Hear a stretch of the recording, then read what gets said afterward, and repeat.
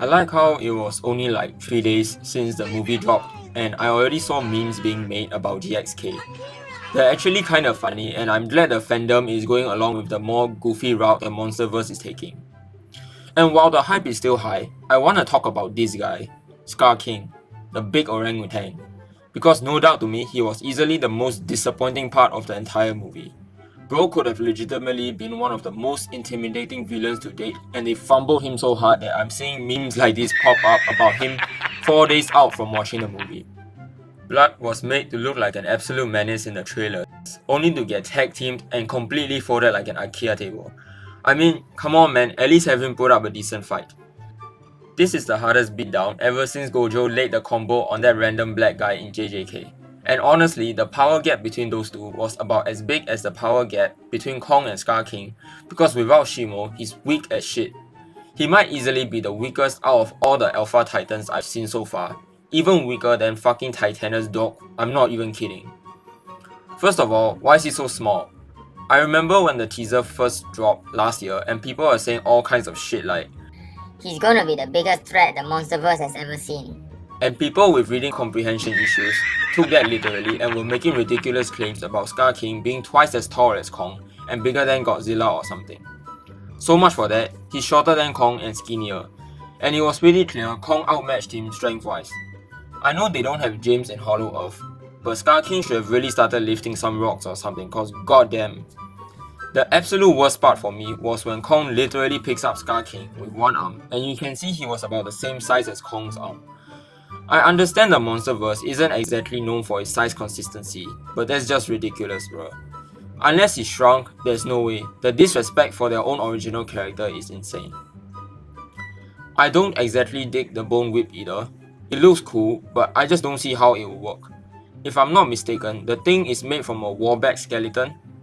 Yeah, those things aren't exactly known for being durable. I mean, Kong tore apart a few of them, so to think that their spinal columns will be strong enough to cut and damage Kong is speculative at best.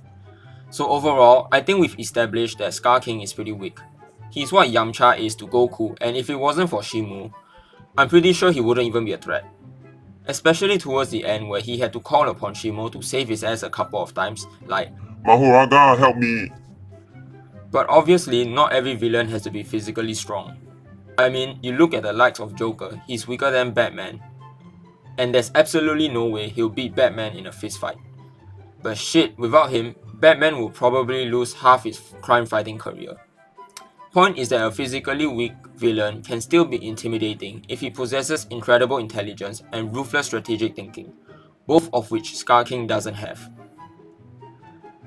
I mean, let's think about it.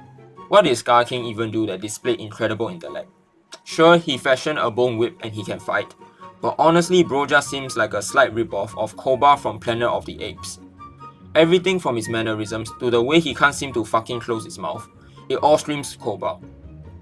What's worse is the way Blood was hitting gang poses and staring down Kong just to get dismantled like that. That's wild. Aside from being an angry ape, he just didn't cut it out for me.